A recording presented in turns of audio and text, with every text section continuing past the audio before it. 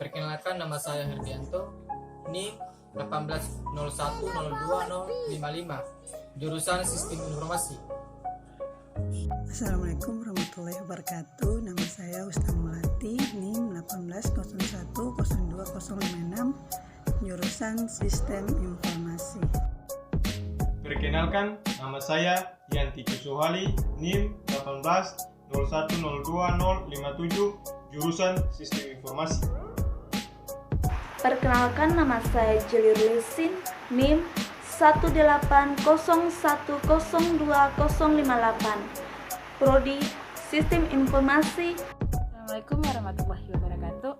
Perkenalkan, nama saya Kusnati Hasbi, NIM 1801020059, jurusan Sistem Informasi. Perkenalkan, nama saya Zian Fazria Marasadesi dengan NIM 1801020085, jurusan Sistem Informasi. Kali ini kita akan membahas tentang komputer.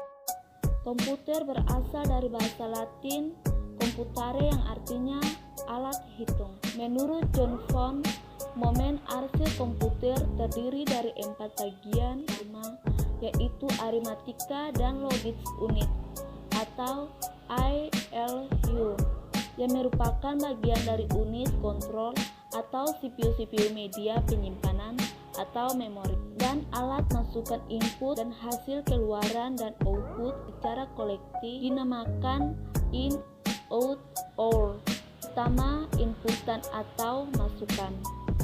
Perangkat ini memiliki fungsi sebagai media untuk memastikan data dalam prosesor untuk diolah dengan menghasilkan informasi yang dilakukan. Yang kedua, CPU atau Central Processing, merupakan tempat pemrosesan dari instruksi program, dan untuknya berupa cheat. Dan CPU terdiri dua utama, yaitu unit kendali atau control unit serta unit aritmatika dan logika. Yang ketiga adalah memori.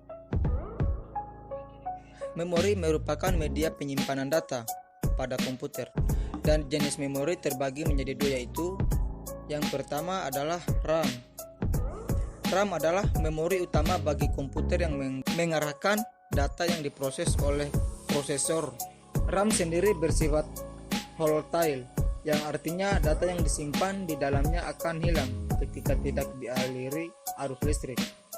Yang kedua adalah ROM. ROM ini sifatnya permanen, artinya program atau data yang disimpan di dalamnya tidak mudah hilang atau berubah walaupun arus listrik hilang. Keempat adalah output.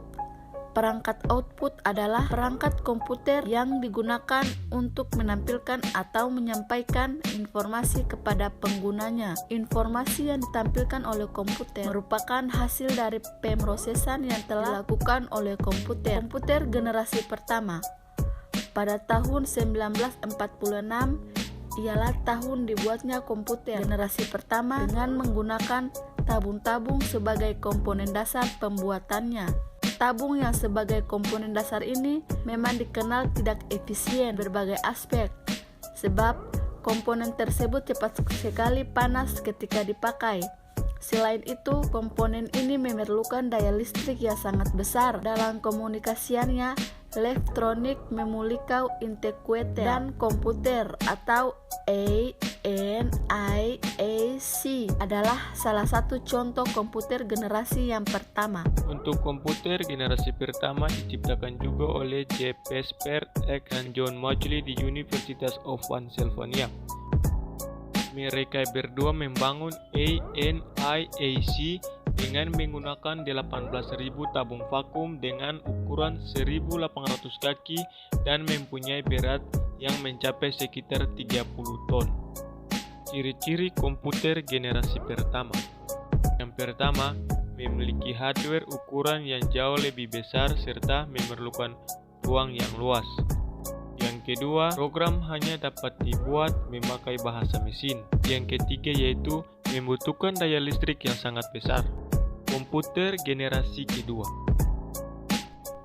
tahun 1959 dan untuk merancang komputer ialah teknologi transistor, tabung vakum yang berfungsi sebagai komponen dasar di komputer generasi pertama telah tergantikan dengan teknologi transistor. Komponen ini dinilai jauh lebih efisien jika dibandingkan dengan tabung vakum. Komputer ini menggunakan dasar transistor mempunyai ukuran lebih kecil dibandingkan tabung vakum. Untuk bahasa pemrograman juga telah dikembangkan. Jika pada generasi pertama menggunakan bahasa mesin, untuk generasi kedua diganti menggunakan bahasa assembly dan bahasa simbolik. Dengan menggunakan bahasa program tersebut, programmer dapat memberikan instruksi dengan kata-kata.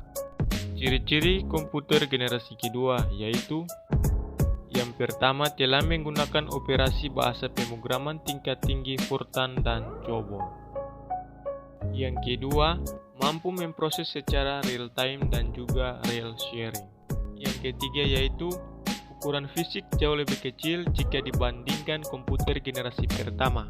Komputer generasi ketiga. Komputer generasi ketiga dimulai pada tahun 1965, di mana pada masa itu komputer ini dibuat menggunakan integrated circuit atau IC.